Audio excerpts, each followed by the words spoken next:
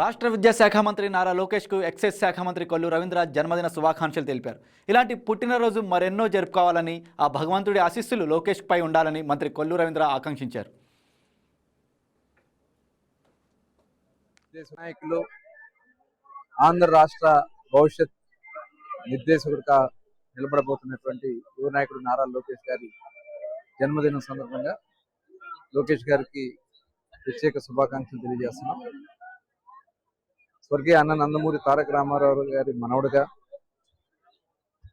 చంద్రబాబు నాయుడు గారి కుమారుడిగా, ఎన్టీఆర్ ట్రస్ట్ ని సమర్థవంతంగా నిర్వహిస్తున్నటువంటి భువనేశ్వర్ గారి కుమారుడిగా, బాలకృష్ణ గారి అల్లుడిగా ఈరోజు వినూత్నమైనటువంటి కార్యక్రమాలతో రాష్ట్రాన్ని ముందుకు తీసుకెళ్తూ, మరి గతంలో ఎన్నో అవమానాలు పరిచిన, మరి వ్యక్తిగతంగా కూడా మరి కుటుంబాన్ని కూడా దూషించిన, అవమానపరిచినా కూడా లెక్క చేయకుండా ఈ రాష్ట్రంలో, ఎందుకంటే ఆయన స్టాన్ఫోర్డ్ యూనివర్సిటీలో చదువుకుని ఒక ఉన్నతమైనటువంటి ఆశయాలతో ముందుకెళ్తున్నటువంటి తరుణంలో ఈ రాష్ట్రం యొక్క పరిస్థితుల కోసం, ఈ రాష్ట్ర భవిష్యత్ కార్యాచరణ కోసం మరి రాజకీయాల్లోకి రావడం, మంత్రిగా గతంలో పంచాయతీరాజ్ శాఖ మంత్రిగా, ఐటీ శాఖ మంత్రిగా వారు చేసినటువంటి అనేక అభివృద్ధి కార్యక్రమాలు, తర్వాత అధికారంలోకి వచ్చినటువంటి జగన్మోహన్ రెడ్డి ఎన్ని ఇబ్బందులు పెట్టినా లెక్క చేయకుండా పాదయాత్ర చేసి, ఈ రాష్ట్రంలో సుదీర్ఘ పాదయాత్ర చేసి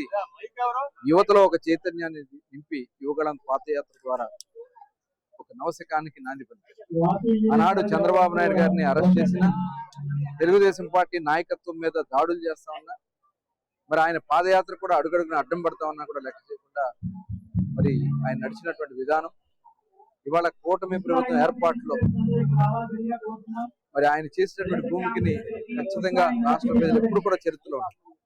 ఆ పాదయాత్రలో ఆయన అనేక అనుభవాలు తీసుకోవడం, అధికారంలోకి వచ్చాక ఇవాళ ఐటీ శాఖ మంత్రిగా, అలాగే హ్యూమన్ రిసోర్స్ మినిస్టర్గా, ఎడ్యుకేషన్ డిపార్ట్మెంట్ లో కూడా విప్లవాత్మకమైనటువంటి మార్పులు తీసుకొచ్చు, ఇటు అనేక పరిశ్రమలు తీసుకొస్తుంది, గూగుల్ లాంటి సంస్థలు తీసుకొస్తుంది. ఇవాళ అవమానపరిచినటువంటి వ్యక్తులే సిగ్గుపడే విధంగా ఇవాళ ఒక ధీటైనటువంటి నాయకుడిగా ఆయన ఒక హీరోలాగా ముందుకెళ్తా ఉన్నారు. వారిని మనస్ఫూర్తిగా అభినందన తెలియజేస్తున్నాం. ఇంకా మరింత స్ఫూర్తితో ముందుకెళ్లాలని ఇవాళ రాష్ట్ర వ్యాప్తంగా కూడా అనేక సేవా కార్యక్రమాలు చేస్తా ఉన్నారు. ఈరోజు మచిలీపట్నంలో కూడా దాదాపు 400 నుంచి 500 మంది బ్లడ్ ఇస్తాకి ఉదయం నుంచి మరి ఇక్కడ బారులు తీరి నిలబడి ఉన్నారు. అదే కాకుండా ఒక పక్క మెడికల్ క్యాంప్ కూడా పెద్ద ఎత్తున నిర్వహించబడతా ఉంది.